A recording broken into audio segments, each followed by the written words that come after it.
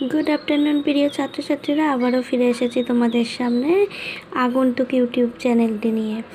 আজকের আলোচনার বিষয় নবম শ্রেণীর নোংর গল্প থেকে একটি 5 নম্বরের ইম্পর্টেন্ট প্রশ্ন উত্তর। দেখতে পাচ্ছ, এটা বোলপুর উচ্চ বিদ্যালয়ের একটা প্রশ্ন। তো প্রশ্নটা দেখো, নোংর একটি প্রতীকী কবিতা আলোচনা করো।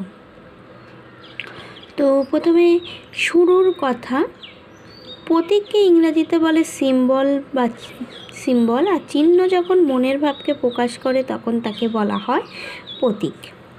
তো এই যে প্রতীকী কবিতা, এটা আলোচনার জন্য আমাকে কতগুলো পয়েন্টসের সাহায্য নিয়ে লিখতে হবে।